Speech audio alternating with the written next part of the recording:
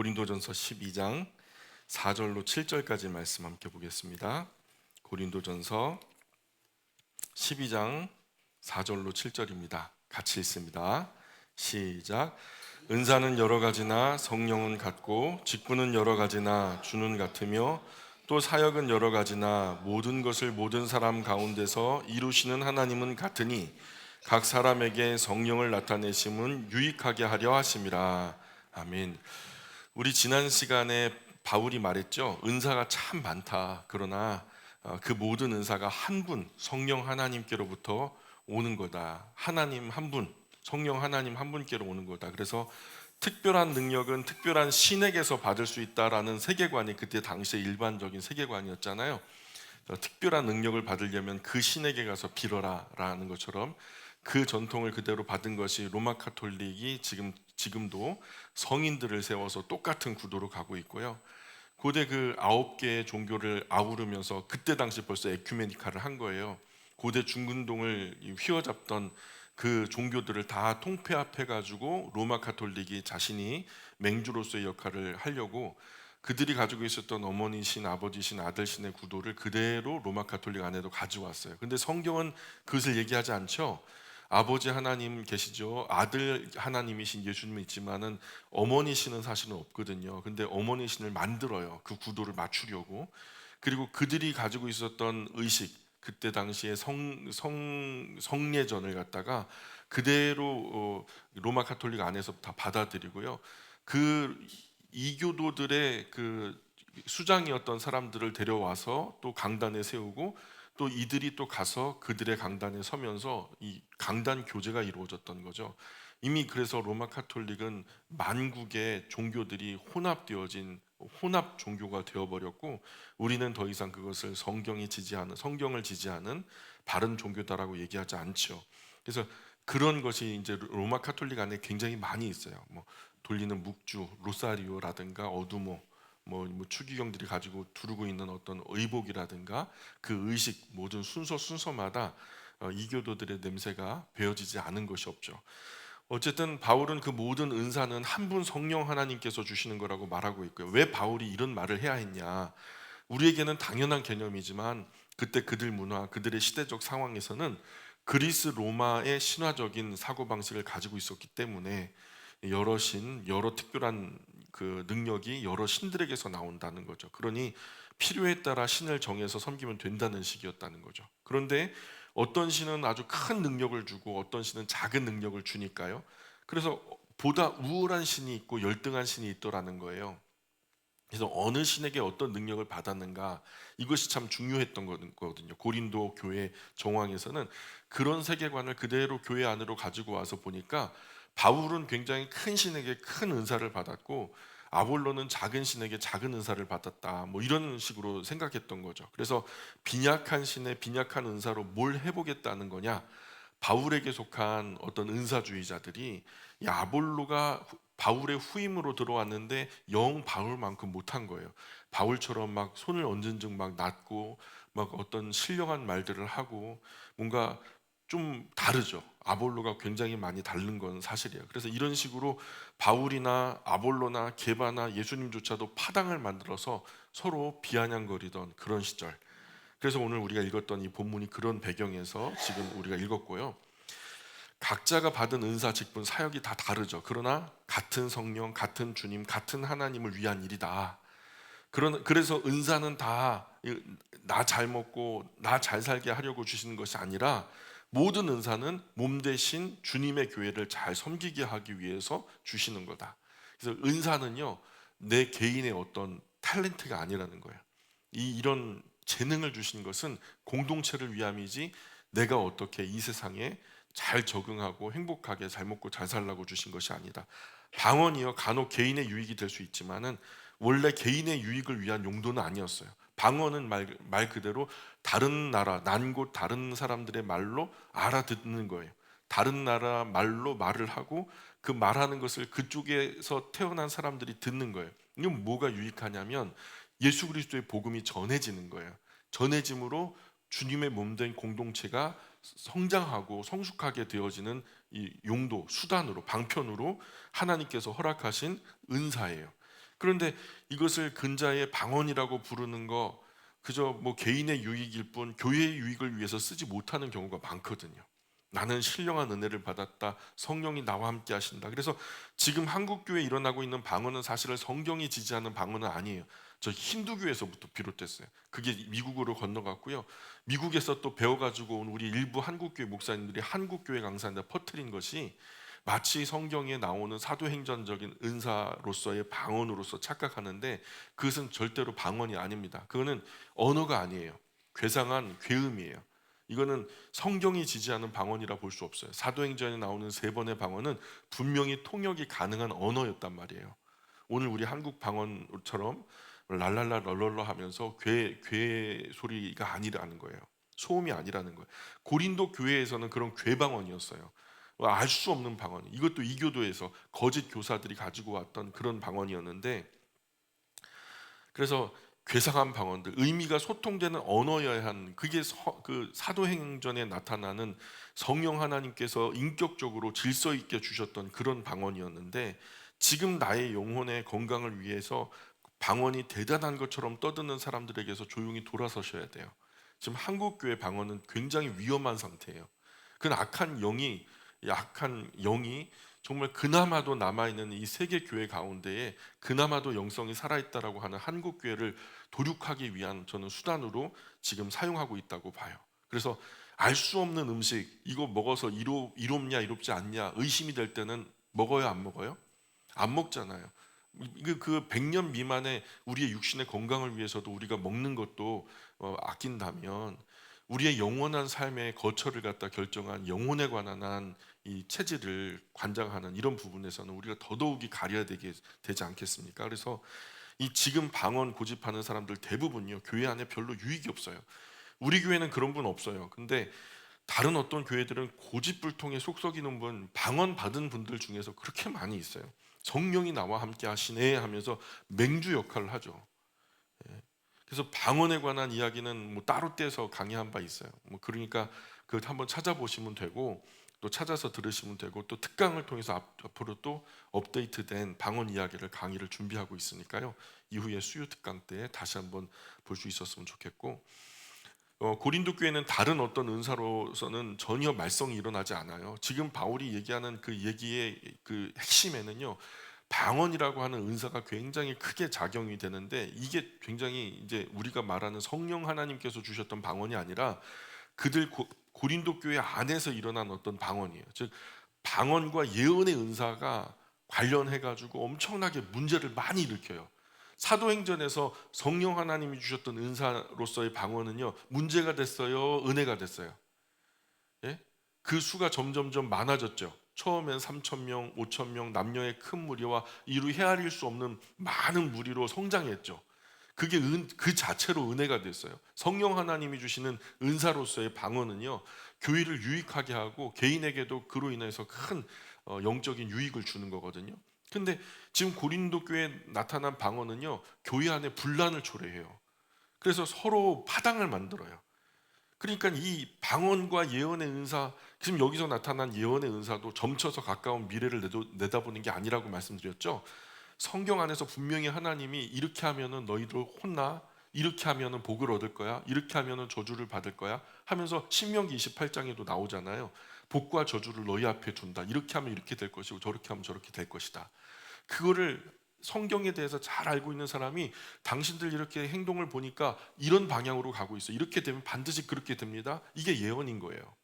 하나님의 말씀을 밝히 알아 그 말씀에 이 순종할 때와 순종할 때의 유익과 불순종할 때의 불이익을 공히 얘기하는 거죠. 때로는 뭐 하나님이 그 은사자에게 또는 그 선지자에게 직접 말씀하시기도 하셨죠. 어쨌든 지금 이 마치 예언의 은사가 앞으로의 일어날 일들을 갖다 점쳐서 얘기하는 것처럼 뭐 관상기도다. 당신 얼굴 보니까요. 제가 이 예언의 은사자인데 얼굴을 보니까 앞으로 여름 다가오고요. 물가를 조심해야 될 것 같아요. 당신 얼굴을 보니까 겨울에 산에 올라가는 걸 조심해야 된다. 당연한 얘기하죠. 하여튼 그런 마치 점쟁이 점치듯이 그렇게 관상기도 한답시고 막 그렇게 그런 사람들에게서 결연히 돌아서시길 바래요. 교회 안에 있지만 절대로 그런 사람들은요 예수님의 사람들이 아닌 거예요. 지식, 지혜, 병 고치는 은사, 또 말씀 은사는요 절대로 말썽을 일으킨 적이 없어요. 고린도 교회 안에서도 11가지의 문제를 지적하시는데 그 안에 이런 부분에서 다양한 다른 은사에서는 말썽이 일어나지 않는데 이 방언의 은사에서 자꾸만 말썽이 일어난단 말이에요. 자꾸만 내가 성령 받았네 하는 어떤 여성분들을 중심으로 몇몇 사람이, 다가 아니라 여성분 중에 몇몇 사람이 일어나가지고 사람들 말도 못하게 하면서 자기들끼리 막 개구리 우는 소리 막 왁자지껄하게 해가지고 다른 사람들 입을 다 막으면서 아볼로가 이제 강단에 말씀을 전하려고 하니까 은사로서 방언도 받지 못한 주제에 하면서 막 목회자를 공격하고요. 이런 상황이 된 거죠. 12장 8절 보세요. 12장 8절로 11절까지 차분하게 읽어볼까요? 12장 8절부터 11절 시작. 어떤 사람에게는 성령으로 말미암아 지혜의 말씀을, 어떤 사람에게는 같은 성령을 따라 지식의 말씀을, 다른 사람에게는 같은 성령으로 믿음을, 어떤 사람에게는 한 성령으로 병 고치는 은사를, 어떤 사람에게는 능력 행함을, 어떤 사람에게는 예언함을, 어떤 사람에게는 영들 분별함을, 다른 사람에게는 각종 방언 말함을, 어떤 사람에게는 방언들 통역함을 주시나니 이 모든 일은 같은 한 성령이 행하사 그의 뜻대로 각 사람에게 나누어 주시는 것이니라. 아멘. 각 사람이 모두 같은 것을 받은 게 아니라 각 사람의 성품과 성향과 어떤 배경, 하나님께서 주셨던 그 피 속에 있는 DNA 따라서 하나님이 필요한 대로, 성령 하나님이 원하시는 뜻대로 그 각 사람에게 나누어 주신 것이 은사라는 거죠. 그래서 여기 거론된 모든 은사는 다 한 분 성령 하나님께서 주시는 것인데, 성령 하나님께서 필요한 일꾼들에게 그 독특한 성격, 취향, 성향, 정서, 신앙에 따라서 다양한 은사를 필요한 대로 나눠 주셨다. 은사가 교회 공동체의 유익을 위해서 주시는 관점으로 우리가 이제 그 은사들을 한번 살펴봤으면 좋겠어요. 지금 여기서 나온 은사가 다다 아니면 이거보다 더 많다? 예, 이게 다가 아니라 훨씬 더 많아요. 자, 그 한번 보세요. 어떤 사람에게는 성령으로 말미암아 뭐를요? 지혜의 말씀을. 지식은 공부하면 되죠. 지식은 습득하는 거예요. 익힐 습자. 여러 번 반복하게 되면은 익어요. 그 익으면은요, 그게 이제 내 것으로 습득이 되는 거거든요. 그래서 지식은 공부하면 돼요. 그런 지혜는요, 공부한다고 되는 게 아니에요. 지혜는 공부한 그 지식을 활용하는 과정에서 필요한 부분이거든요. 그럼 나름대로 없는 정신적인 센스, 근데 이 영적으로는 영적인 센스가 되겠죠. 그런데 은사로서의 지혜는요, 성령 하나님께로부터 오시는 거예요. 그러니까 작은 지식으로도 지혜롭게 활용하면 큰 열매가 될 수 있는 거죠. 그래서 이 지혜라는 것은 지식과 구분이 되는데, 지혜는 지식을 활용하는 부분이라 생각하는데, 여기서 말하는 지혜는요 영적인 지혜를 말하는 거고, 두 번째로 보면은 어떤 사람에게는 같은 성령을 따라 뭐를요? 지식의 말씀을. 이 지식이라는 것도 공부만 열심히 하면 되냐? 특별히 여기서 말하는 지식은 신령한 지식, 영적인 지식을 말하는데, 세상 지식이야 엉덩이 싸움 잘하면 돼요. 그냥 우직하게 앉아가지고 엉덩이 막 종기가 날 만큼 계속 앉아갖고 계속 반복해서 읽다 보면 어느덧 내가 그것을 읊조리고 있거든요. 그러니까 그렇게 실력이 늘어날 확률이 높죠. 엉덩이 싸움 잘하는 사람일수록. 그러나 영적인 지식, 신령한 지식은요, 성령 하나님께서 닫혀진 지성을 열어주셔야 하는 거예요. 이 영적인 지식은 우리의 노력과 더불어서 성령 하나님이 스승 되셔서 바른 길로 인도해 주셔야 깨달아지고 습득이 되는 거거든요. 나 혼자만의 노력으로는 어려운 거예요. 이것도 거기에서 엉덩이 싸움도 잘하면요 정말 더 큰 유익이 있겠죠. 이해되지 않는 것을 성령 하나님의 도우심을 구하면서 10번이고 100번이고 우직하게 부딪혀서 뚫어내야 그 영적인 지식이 습득되는 거죠. 그래서 이런 것과 더불어서 세 번째, 다른 사람에게는 같은 성령으로 믿음을. 자, 여기서 믿음의 은사를 다루는데 믿음이라는 게 나와요. 여기서 말하는 믿음은 단순히 예수님 믿는 믿음이 아니겠죠, 그러면? 그죠?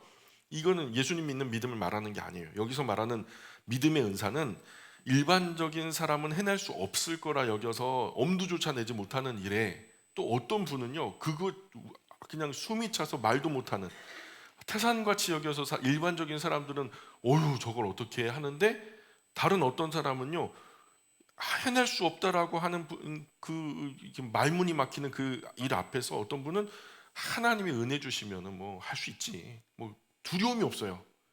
또 막막한 일, 일반적인 사람들은 엄두조차 못 내는 그 일을 하나님이 은혜 주시면 해낼 수 있다라고 여기고, 마치 갈렙이 85세의 말이에요. 85세에 이 헤브론 땅, 산지, 그 거친 싸움의 종족이 살고 있었던 그 땅을 침노하면서 하나님이 함께 하시면 까짓 거 우리가 올라가자 하면서 85세의 백전 노장이요, 그 땅을 침노하겠다고 자기가 그 땅을 달라 하는 거예요. 충분히 더 좋은 땅을 취할 수 있었음에도 불구하고 그가 앞서 거친 땅, 힘든 땅을 갖다 선택하고 그 땅을 정복해내잖아요. 마치 이 갈렙에게 있었던 그 은사 같은 거죠. 적극적으로, 능동적으로, 저돌적으로, 공격적으로 침노하면서 차지하는 거죠. 믿음의 은사는요, 믿고 실행해서 이루어내는 은사를 말하는 거예요. 요즘 그 능력이 이제 뭐 일반적으로 세상에서는 그릿이라고 하는 말로 표현이 돼요. 제가 언젠가 책을 한번 소개시켜 드렸죠. 이 그릿이라고 하는 말은 재능과 환경을 뛰어넘는 열정과 끈기의 힘을 말하는 거예요. 누군가 10번 찍어서 안 되면 100번 또 찍고 막 그러는 거죠. 그 결국에는 해내는. 건강한 교회를 가만히 보면 중직자 중에 이런 은사를 가진 분이 꼭 한두 분 포함돼요. 될 것도 안 될 것으로 보는 그런 건 비굴한 거죠. 노력하면 되는데 해보면은 별거 아닌데 그런 것도 두려워서 안 하는 사람들은 좀 비굴하다고 말할 수 있죠. 근데 안 될 것을 안 될 것으로 보는 것은 당연한 거고요. 그러나 이 믿음의 은사를 가진 분은요, 안 될 것이 될 것으로 보여요. 일반적인 사람들에게는 안 될 것인데 그분에게는 될 것으로 보인다니까요. 그래서 다른 이들에게는 한숨부터 나오는 암담한 상황에서도 될 것을 될 것으로 믿고 되게 하는 것이 믿음의 은사라는 거예요. 그래서 이런 은사를 가진 분의 눈에는요, 분명한 하나님의 뜻이 보이고요, 이것은 하나님께서 함께 하실 테니까 될 수밖에 없다라는 그것을 알아보는 특별한 능력이라는 거죠. 안목이라는 거죠. 이런 것이 믿음의 은사죠. 무모함과는 좀 구별되는 얘기예요.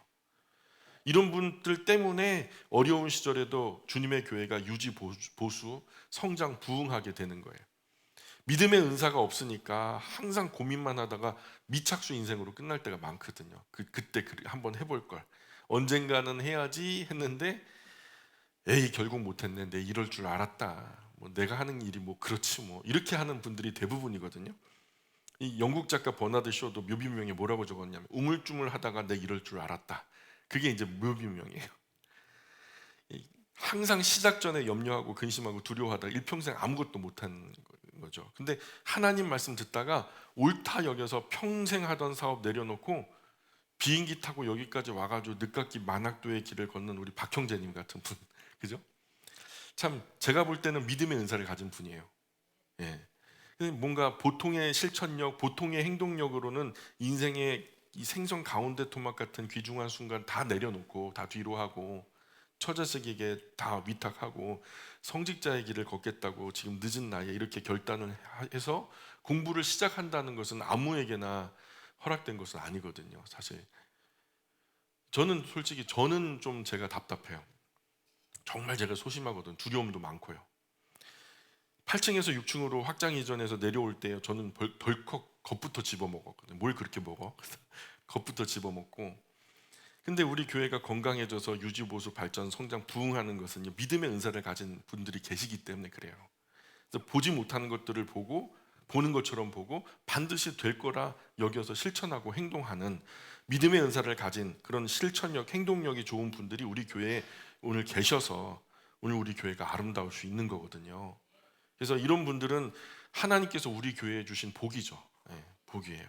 사실 제 소심함도, 이건 좀 부끄러운 얘기지만 사실 은사의 일종이에요. 이것도 소심함도 대책 없이 그냥 막 대책 없이 저지르는 분들도 많잖아요. 뭐 재정이 20% 10%도 확보되지 않았는데 하나님이 은혜 주시면 될 거다 하고서 그 무모함이에요. 그 사실은.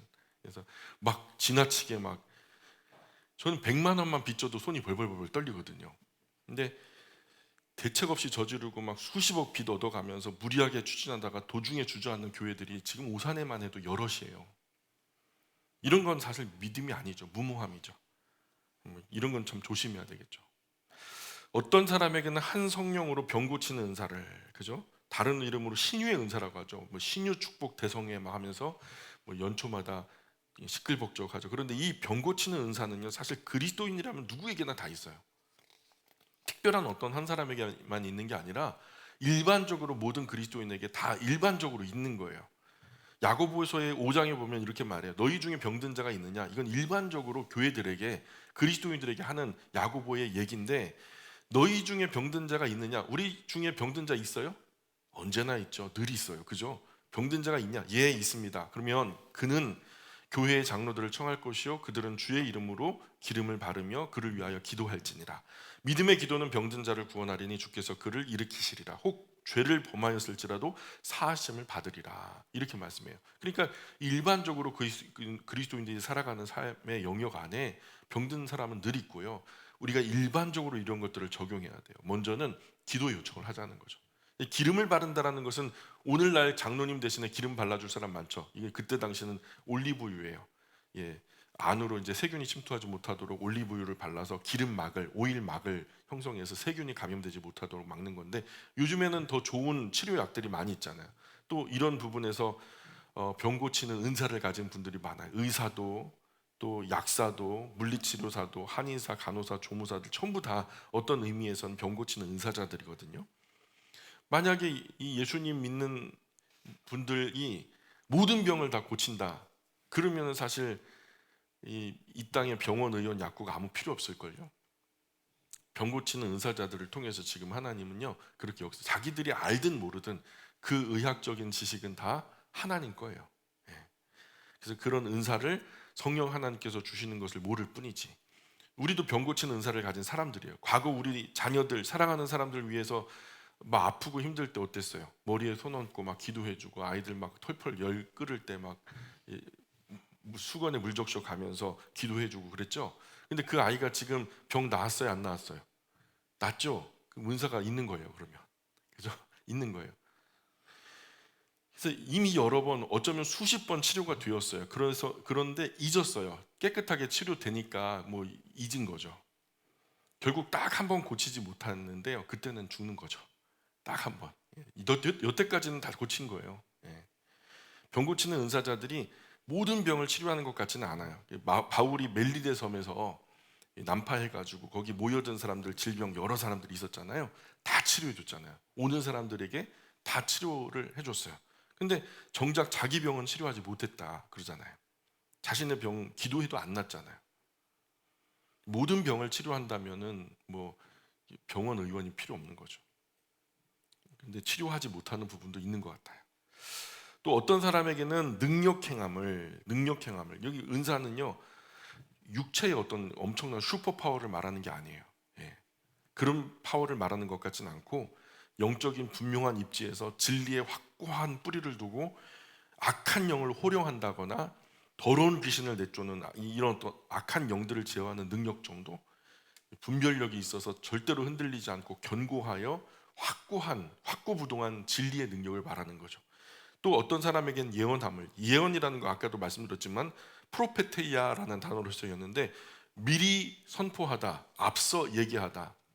우리 어머니들 맨날 할걸요, 앞서 얘기할걸요. 오늘 아침에도 좀 봤는데요, 너 그러다가 한번 혼나. 이게 바로 프로페테이아예요. 예, 앞서 선포하는 거죠. 근데 또 그랬어. 반드시 너 분명히 그런다 그랬지? 딱 맞는 거죠. 그죠? 이게 바로 선지자적인 예언이에요. 그래서 하나님의 말씀 밝히 잘 알아서 그 말씀에 비추어 보니, 이 말씀을 근거로 현재를 볼 때 평화의 때나 징계의 날을 내다보는, 때때로는 하나님이 직접 선지자들에게 임하기도 하셨어요. 최근에 이제 구약의 선지자라는 말을요 예언자라고 바꿔 쓰는 교단도 많이 생겼어요. 지금 우리가 쉽게 생각하는 그 앞으로 되어질 미래를 점치는 그런 의미는 아니고요. 하나님은 개인의 미래 거의 알지 못하게 해놓으셨어요. 알면은 괴로워요. 우리가 간혹 말 그대로 앞으로 일어날 일을 예언하는 것처럼 여겨지는 부분도 사실 있긴 있어요. 일부러 그런 것은 경고하심의 성격으로 나타나는 거고요. 그 외에 대부분의 예언은 성경 안에서 하나님 말씀 순종과 불순종의 결과적인 맥락의 말씀의 지평을 벗어남이 거의 없다, 그렇게 아시면 되고, 그리고 어떤 사람에게는 영들 분별함을, 영들 분별함을, 우리에게 임한 영이 악령인지 성령인지 몰라서 헷갈리는 경우가 허다하죠. 뭐 기분 좋다고 다 뭐 성령이에요? 그죠? 내가 감정적으로 막 격앙돼서 막 눈물 흘리고 막 그런다고 다 성령이에요? 악한 영들이 그런 거 활용하고 이용하면 어떡해요? 왜냐하면 악한 영은요, 어떤 영이래요? 성경에 소개하기를 거짓말하는 영이라고, 속이는 자라고 말하고요, 미혹하는 영이라고 부르거든요. 그러면 우리는 속임 당하고 미혹 당하고 또 거짓말에 속아 넘어갈 수 있는 거예요. 사람은 잘 속아요. 그래서 항상 악한 영의 수식은 더러운 영, 거짓된 영, 음란한 영 이렇게 불러요. 그에 반해서 성령은 인격적이고 참되신 영, 참되신 영. 그러나 모든 악한 영은 인격적인 모습을 표방하지만 참된 척 속이는 거죠. 그 안에는 굉장히 더럽고 음흉한 속셈이 있는 거죠. 때문에 창세로부터 우리가 헷갈려 왔어요. 하와 할머니가요, 깜빡 속아서 범죄하잖아요. 그래서 하나님께서 하시는 말씀인지 악한 영이 속이고 하는 말인지 우리는 분별력이 없어서 모르지만, 하나님 말씀 안에 신앙의 뿌리 굳게 내리고 성령 하나님께서 섬세한 도움 가운데 예민하게 우리를 인도하심에 반응하게 되면, 지금 나와 가정, 교회와 사회에 역사하는 영이 악령인지 성령인지를 분별할 수가 있게 돼요. 성령 하나님에 예민하게 되면. 지금 한국 교회 안에서 신비주의를 표방하면서 일어나는 이 성령 운동 또는 은사주의 운동, 영성 훈련 등등 대부분의 거짓된 영, 속이는 영, 악한 영들이 주도하고 있다고 저는 보고 있어요. 정말 바른 성령 운동은요, 성경을 바르게 보자는 운동이 성령 운동이에요. 성경을 바르게 봐서 그 안에 하나님이 우리를 향해 뭐라 말씀하시는지를 귀 기울여 들으려고 한다면 그것은 성령 운동이 맞아요. 왜냐하면 성령 하나님은 우리를 아버지 하나님께 인도하시는 분으로 성경을 우리에게 소개하고 있거든요. 근데 이 지금 일어나고 있는 많은 영성 훈련, 어떤 은사주의, 신비주의자들은요, 자꾸 성도들 개인 자신 안에 있는 소중함을 발견하라 해요. 주안점이 어디 있냐? 자기에게 있어요. 그런데 세상에서도 하는 거예요. 성경은요, 항상 모든 관점을 아버지 하나님께로 인도해요. 이 일을 위해서 성령 하나님이 역사하시고요. 그래서 지금 이 영성 훈련이라고 하는 것들의 이 방향성이 어디를 향하고 있는가, 이걸 잘 보셔야 돼요. 하나님 말씀 잘 들리고 잘 보이고 잘 깨달아질 수 있도록 도와주셔요. 이것을 위해서 우리의 삶의 질서가 회복되고 정신이 맑아지고 보다 분별력이 생기고 선명하게 각성되는 거예요. 그래서 이렇게 살면 안 돼. 전에는 두루뭉술하게 뭐 나만 그래, 세상 모두가 그러는 걸 하면서 죄 앞에서도 두루뭉술하게 다 해버리잖아요. 근데 성령 하나님이 은혜 주셔서 하나님의 말씀에 각성이 되어서, 그러면은 아주 티미한 작은 부분도 티가요 막 태산처럼 커지는 거예요. 그럼 분별력이 생기고 절대로 그런 것들을 내가 저지르면 안 돼. 분별력이 생기는 거죠.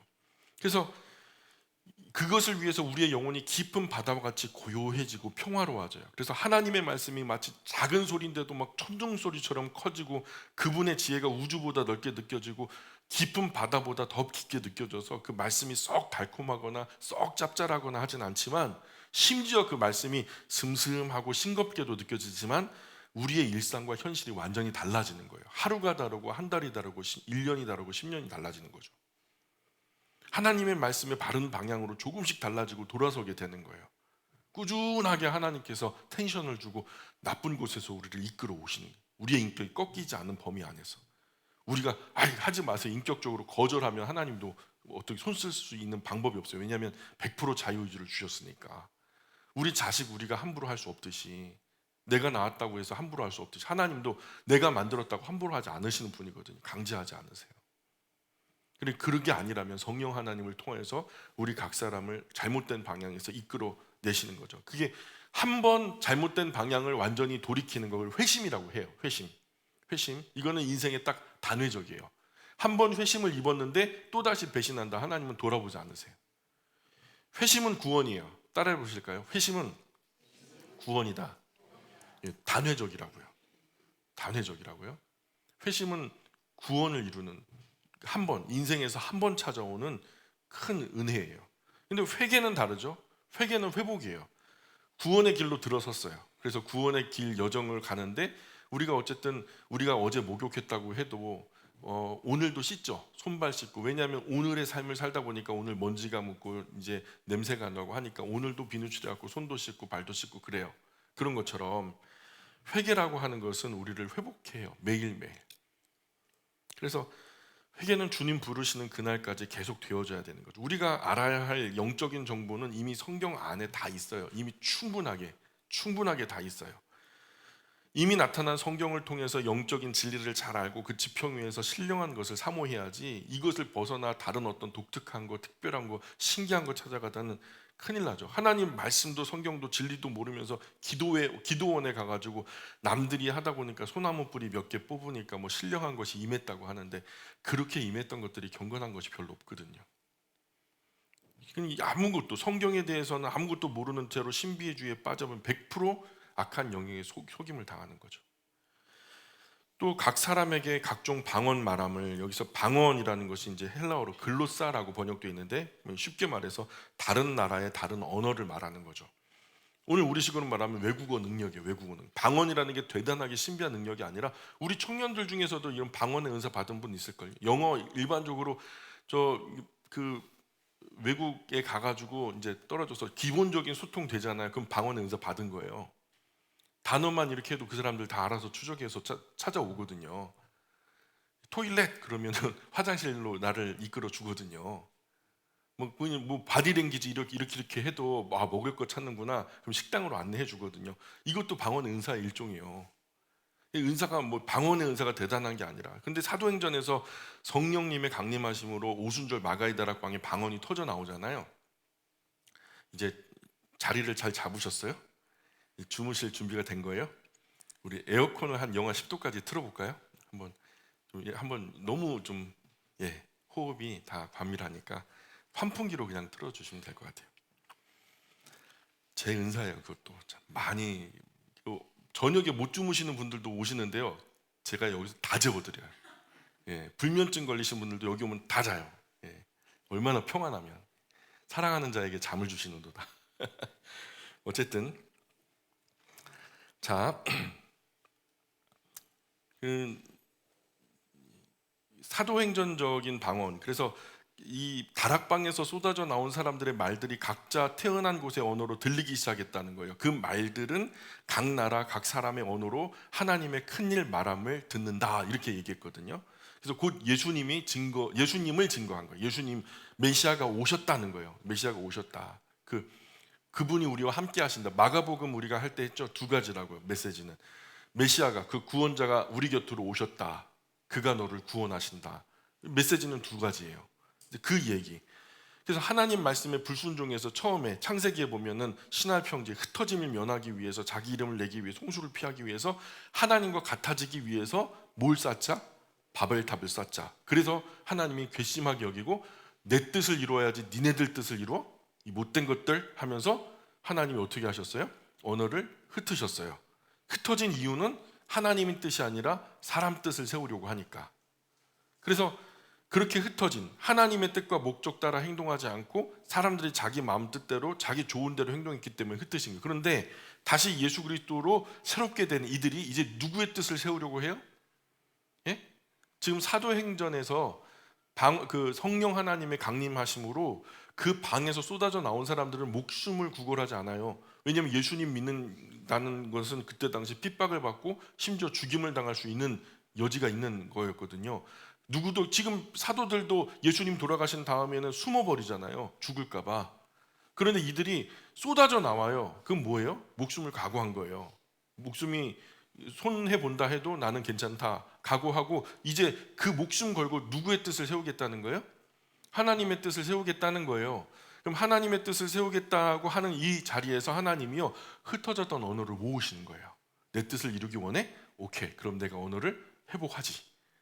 그래서 바벨탑과는 정반대로 하나님의 뜻을 세우려고 하는 그들에게 흩어진 언어를 하나로 모으시는. 그래서 성경에 나타난 방언은 총 4번인데 사도행전에 3번, 고린도전서에 1번. 사도행전에 나타난 3번의 방언은 특별한 목적이 있었다고 말씀드렸죠. 그 3번의 방언, 사도행전적인 방언은 3번. 첫 번째는 약속하신 성령이, 예수님이 말씀하신 그 성령이 너희 가운데 임했다. 구약에서도 여러 번 예언했고요. 두 번째, 이방인에게도 구원이 임했다. 이것을 베드로를 통해서 이 방언으로 역사하셨고요. 세 번째, 바울이 자꾸만 사도가 아니래요. 그래서 바울이 전도했던 많은 것들이 다 무위로 돌아갈 위기에 있어요. 그래서 그때 당시 사도들에게만 임했던 방언의 은사가 바로 바울이 이 복음을 전할 때 바로 이 방언이 임했죠. 그래서 이 세 번 사도행전적인 방언은요 전부 다 표적이 있어요. 목적이 있는 방언이에요. 그러나 이것도 지속적이고 반복적으로 진행된 것은 아니다. 단회적이었던 거죠. 그러나 고린도전서에 나타난 방언은 기원을 알 수 없는 방언이에요. 나중에 이제 이 사람들, 이런 거짓된 방언을 퍼뜨린 사람들에 대한 정체를요 제가 한번 밝히려고 한번 해보려고 해요. 그래서 이 고린도전서 후서를 진행하면서 그 정체들을 알게 될 거예요. 그래서 방언을 얘기할 때는 꼭 바울은 그래요. 그 방언이 진짜 방언이냐, 검증된 방언이냐, 그러면은 통역을 붙여라. 그 뜻을 모두가 공유해라. 뜻 모르는 방언은 하지도 말아라. 1만 마디 천사의 말을 하는 무슨 소용이 있냐. 알아들을 수 있는 5마디가 더 중요하지. 이런 말씀하는 거예요. 그래서 그 뒤에 보면 어떤 사람에게는 방언에 꼭 붙여서 뭐가 나온다고요? 통역, 그죠? 방언들 통역함을 주셨다 그러는 거예요. 요즘으로 말하자면 외국 언어를 들었어요. 근데 이제 어르신이 몰라요. 우리 의진이가 영어 잘하죠.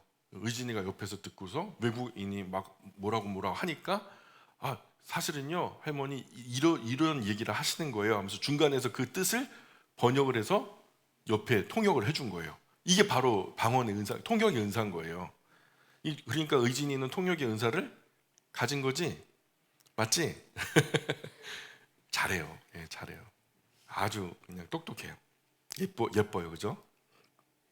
자, 그런데 자 보세요. 어떤 사람은요, 그거 3달 공부해가지고 외국어를 습득하는 사람이 있어요. 제가 아는 어떤 분 중에서는요, 제 측근 중에서는 머리 좋은 사람이 별로 없는데 5개 국어 하는 사람은 제가 직접 교제하는 분 중에 있고요.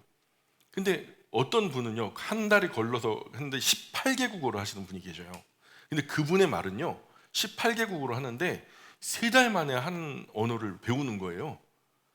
기본적으로 그 사람들 얘기하는 거 막 소통하다가 그냥 거기서 생활해도 아무 문제가 없도록 그냥 기본 대화가 이루어지는 데까지 3개월밖에 안 걸려요. 이건 굉장히 특별한 센스가 있는 거죠. 언어적인 센스가 있는 거죠. 이거는 이제 어떤 언어적인 은사가 있는 거예요. 그래서 수월하게 언어를 습득하는 사람도 있고, 어떤 사람은요 죽었다 깨나도 지금 그 초등학교 때부터 그냥 막 조기 교육한다고 ABC 배우기 시작해갖고 지금까지 한 20년 넘게 공부했는데도 외국인 앞에 가면 얼음 되는 분들 있겠죠. 그런 분들은 사실 언어의 은사가 없는 거죠. 그래요. 11절 같이 읽어볼까요? 자, 이게 결론 같은 얘기인데요. 11절 시작. 이 모든 일은 같은 한 성령이 행하사 그의 뜻대로 각 사람에게 나누어 주시는 것이니라. 아멘.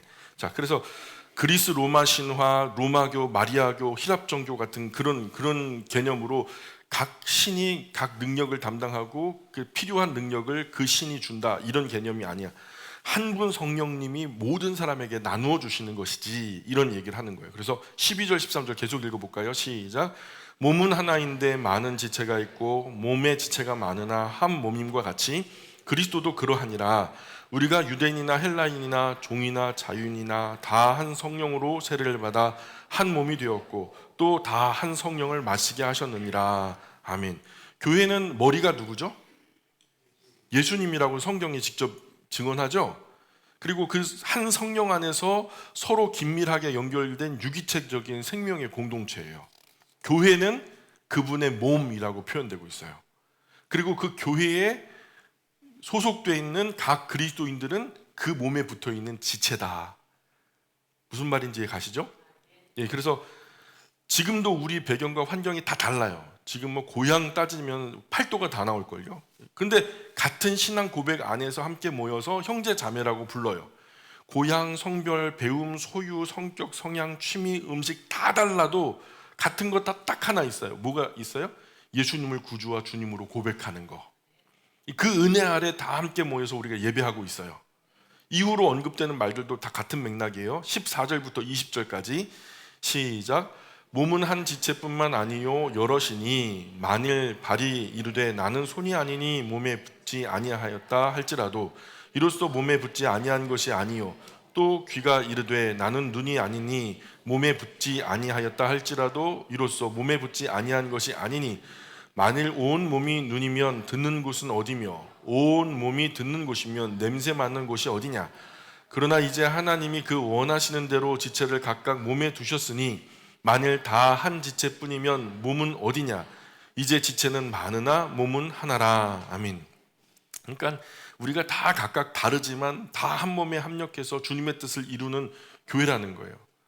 그래서 우리가 콧구멍에 코딱지가 있어도 지가 혼자서 뺄 수가 없잖아요. 누가 도와줘야 돼요? 손가락이 도와주잖아요. 협업해요. 손가락에 무슨 유익이 있어요? 그죠? 내가 누구 남 좋을 일 있어? 남 좋은 일 시킬 일 있어? 하면서 얘가 폐업을 해봐요. 근데 사실 고통을 받는 건 한 몸에 붙어있는 우리 모두거든요. 연합체라는 거죠. 비유가 좀 그랬습니다. 자, 21절부터 26절 계속 읽어볼게요. 시작.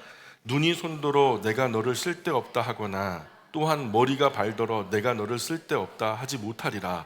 그뿐 아니라 더 약해 보이는 몸의 지체가 도리어 요긴하고 우리가 몸에 덜 귀히 여기는 그것들을 더욱 귀한 것들로 입혀주며 우리의 아름답지 못한 지체는 더욱 아름다운 것을 얻느니라. 그런즉 우리의 아름다운 지체는 그럴 필요가 없느니라. 오직 하나님이 몸을 고르게 하여 부족한 지체에게 귀중함을 더하사 몸 가운데서 분쟁이 없고 오직 여러 지체가 서로 같이 돌보게 하셨느니라. 만일 한 지체가 고통을 받으면 모든 지체가 함께 고통을 받고 한 지체가 영광을 얻으면 모든 지체가 함께 즐거워하느니라. 아멘. 자, 한 몸이라면 그렇다는 거예요. 한 몸이라면.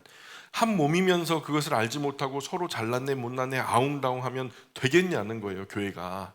고린도 교회가 그랬잖아요. 네 파가 좋다 내 파가 좋다 하면서 막 갈라져서 싸우고 오히려 우리 눈에 연약해 보이는 지체가 더 요긴하대요. 덜 귀하게 여겨지지만 더 위해 주어야 하는. 그러면 우리 한 몸이 전체적으로 아름다워진다는 거죠. 하나님은 아름다운 한 부분 한 지체를 원하시는 게 아니라는 거예요. 그 모든 전인격체 한 연합체. 그래서 부족한 지체에게 귀중함을 더하셔서 온 몸이 더 귀하게 여겨지고 더 아름답게 세워지기를 원하신다는 거죠. 그러니 분쟁하지 마라. 파당 나누어서 싸우지 좀 마라. 서로의 연약함을 좀 돌아봐 주라. 예수님도 뭐라 그래요? 예수님을 구주와 주님을 고백해서 다 주님이라고 부르게 되었으면 그 한 몸이면서 그 정체성도 알지 못하고 서로 판단하고 정죄하는 이들을 향해서 예수님이 뭐라고 하시냐면 마태복음 7장에 어찌하여 형제의 눈 속에 있는 티는 보고 네 눈 속에 있는 들보는 깨닫지 못하느냐. 보라, 네 눈 속에 있는 들보가 있는데 어찌 형제에게 말하기를 나로 네 눈 속에 있는 티를 빼게 하라 하겠느냐. 외식하는 자여 먼저 네 눈 속에 들보를 빼라. 그 후에 밝히 보고 형제의 눈 속에 티를 빼리라. 자, 결국은 어떻게 돼요? 결국은 내 눈 속에 있는 들보도 빠졌고 형제의 눈 속에 있는 티끌도 빠졌어요. 그럼 어떻게 된 거예요? 너도 나도 더 온전하게 된 거예요. 그럼 주님 부르시는 그날까지 점점 더 온전해지겠죠. 그것이 믿음의 공동체의 특징이라는 거예요. 세상에는요 전혀 다른 방향이에요. 서로 깎아내리죠. 막 유머를 할 때, 개그를 할 때도 다른 사람들을 망가뜨려서 내가 웃기는 거예요. 근데 뭐 사회생활 할 때도 뭐 사업을 할 때도 여러 가지 할 때 다른 사람들을 헐어서 내 기반을 마련하는 것이 일반적인 세상 원리거든. 개바구니에서 개들이 서로 발을 갖다 잡고서 막 물고 늘어지는 것처럼 우리는 서로 필요하다, 서로 아쉽다, 그러니 너 쓸데없다 할 수 없는 거예요. 한 지체가 영광을 얻으면 우리 모두가 영광을 얻는 것이니까, 한 몸이니까. 그러나 고린도 교회는 한 몸 의식이 없던 거죠. 한 몸 의식이 없었던 거예요. 그러니까 한 지체가 영광을 얻으니까 시기 질투에 눈이 멀어서 삐딱하게 보는 거예요. 뭐 지만 잘났어? 그러면서. 그러나 우리가 한 교회라면 절대로 그러면 안 된다. 그런 이유로 27절에 너희는 그리스도의 몸이요 지체의 각 부분이라. 그래서 그런 이유로 28절 계속 읽어볼게요. 시작. 하나님이 교회 중에 몇을 세우셨으니 첫째는 사도요, 둘째는 선지자요, 셋째는 교사요, 그 다음은 능력을 행하는 자요, 그 다음은 병 고치는 은사와 서로 돕는 것과 다스리는 것과 각종 방언을 말하는 것이라. 자, 하나님께서 교회 중에 사도나 선지자, 교사 몇 사람을 특별하게 세우셨대요. 그리고 이들을 통해서 교회가 운영되어져 나가는 거죠. 그래서 앞서 바울이 언급한 이 은사 9가지, 성령 하나님이 주시는 이제 그 은사가 9가지 정도 거론이 됐죠. 그죠? 그 은사가 9가지 정도밖에 안 되는 게 아니라 일반적으로 흔하게 나타나는 은사를 그렇게 거론한 거예요. 근데 28절에 보니까 서로 돕는 은사도 나오죠. 그리고 다스리는 은사도 나오죠. 그죠? 다스린다라는 말은 그냥 세상 통치 정치하듯이 억압한다는 게 아니라 쉽게 말해서 행정의 은사, 행정의 은사. 교회가 원활하게, 원만하게, 평화롭게, 유익하게 돌아가게 만드는 아주 특별한 은사예요. 제가 아카시아 꽃을 굉장히 좋아합니다. 그건 중요한 게 아니고요. 그냥 좋아한다고요. 근데 얼마 전에 제가 요양원 예배를 다녀오는데 큰 나무 하나가요, 완전히 새하얘요. 그냥 초록색 잎이 보이지 않을 만큼 막 아카시아 꽃이 그냥 막 하얗게, 그냥 하얗게 활짝 핀 걸 보게 되는데, 진동하는 아카시아 꽃향기와 새하얀 꽃들이 한눈에 담아내기가 어려울 정도로 너무 만개한 거죠. 참 신기하게 좀 고민이 되더라고요. 좀 뭘 고민했냐? 어떻게 이 1000가지 만가지가 다 한 번에 꽃을 피웠을까? 어떤 가지는 밑에 있고 어떤 가지는 위에 있고, 어떤 가지는 큰 가지고 어떤 가지는 잔 가지고, 그리고 어떤 가지는 뿌리에서 멀고 어떤 가지는 뿌리에서 가까운데, 근데 어느 날 갑자기 한순간에 똑같은 모양으로 한꺼번에 야 우리 같이 피자, 하나 둘 셋 하면 짠 한 것처럼 그렇게 한꺼번에 꽃이 피웠을까? 최소한 그 아카시아 나무는요, 행정이 굉장히 잘 돌아가는 함께 푸르른 나무다. 제가 생각할 때 되게 멋진 용어 같아요. 함께 푸르른 나무다. 우리 영광교회도 그렇게 함께 푸르른 교회가 되었으면 좋겠어요. 자, 그래서 교회가 저랬으면 좋겠다 하는 생각을 했고요. 어느 한쪽 편중됨 없이 높은 가지, 낮은 가지, 큰 가지, 잔 가지, 샤론의 꽃과 같은 예수님의 아름다움과 향기가 우리 서로 모두의 삶에, 영광가족 모두의 삶에서 만개하여 진동하는 저 아카시아 나무처럼 저랬으면 좋겠다 잠시 묵상을 했어요.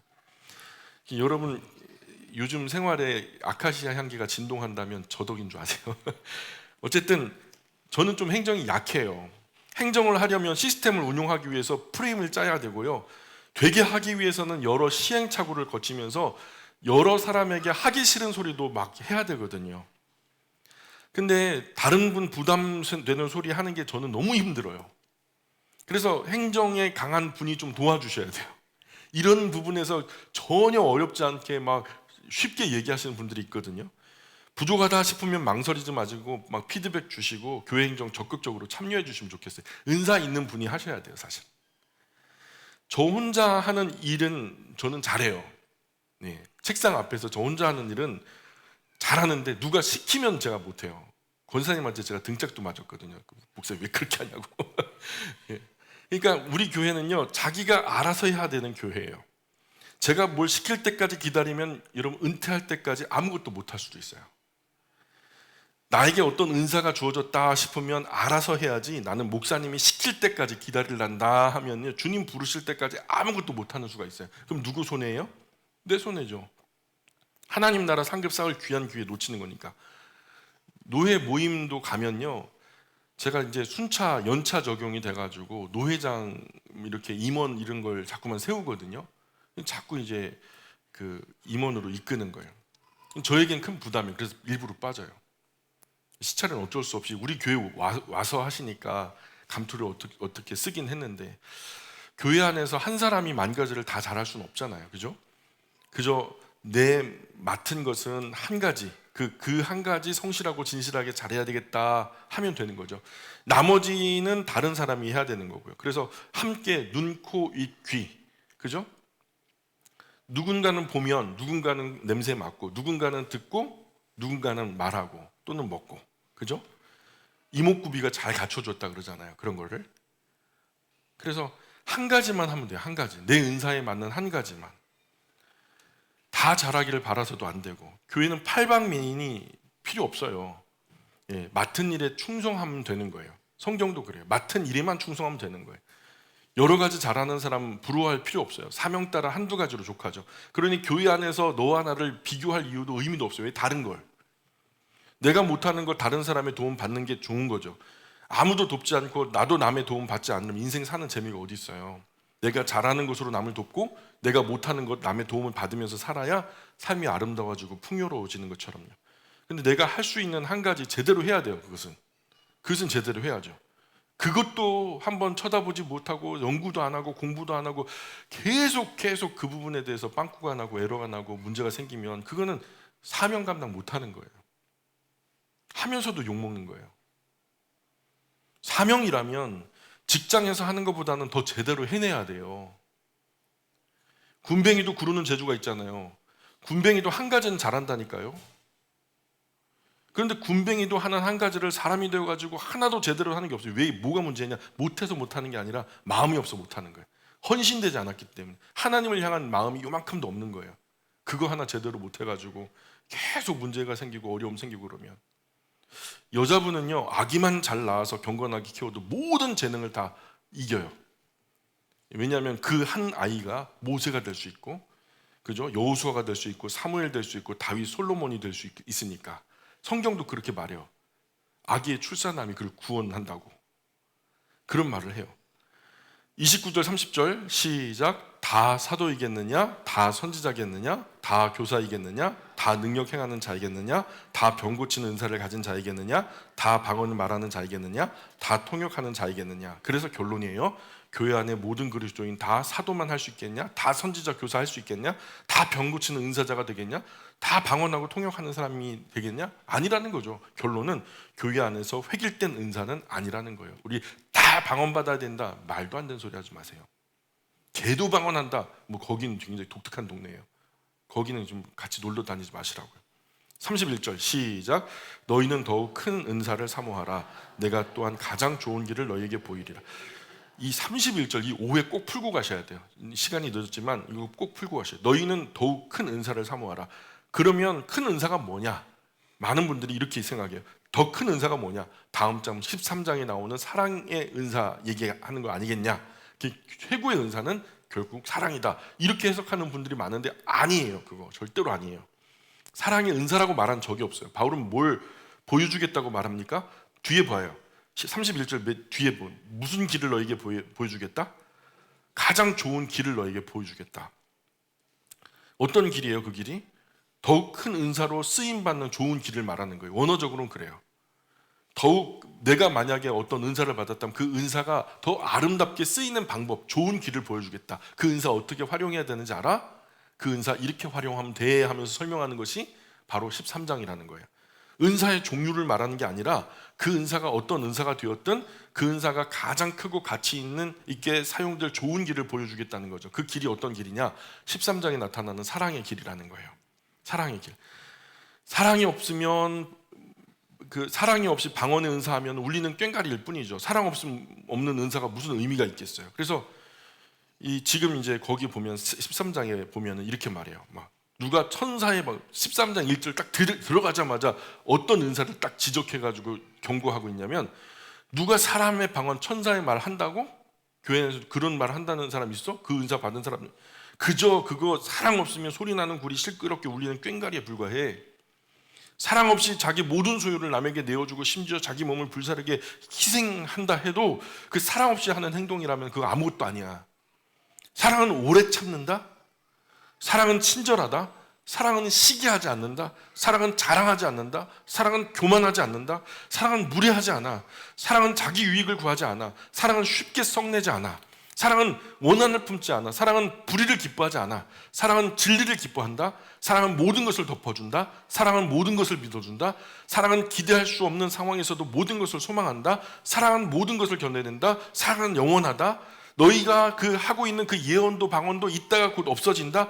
그저 놀랍고 신기한 방언도 그칠 날이 분명히 온다. 그 대단하다는 지식도 사라질 거다.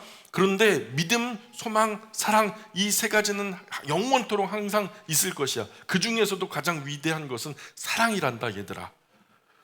그러니 고린도 교회 안에서 방언답시고 아볼로 목회자 공격하고 교회 파당 나눠서 게바파, 아볼로파, 예수파, 그리스도파 막 이런 은사주의자들 이런 것들을 대놓고 까는 거죠.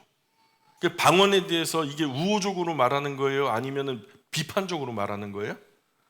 그런데 우리 한국 교회에서는요, 이 본문을 중심으로 방언 다 받아야 된대요. 그게 아이러니하죠? 성경을 제대로 모르면 이래요. 이 12장, 13장, 14장이 주는 그 뉘앙스 전체가 뭐냐고요. 방언을 지지하고 받기를 바라고 응원하는 그런 메시지예요? 아니면 자제시키는 분위기예요? 자제시키는 분위기예요.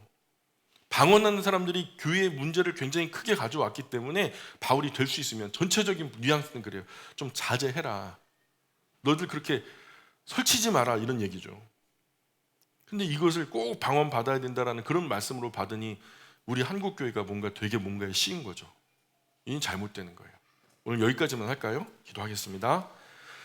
귀하신 아버지 하나님, 저희가 보다 많은 은사를 욕심낼 것이 아니라 그 은사를 활용하는 기본 자세, 그 모든 은사를 사용하는 기본 자세가 사랑하는 마음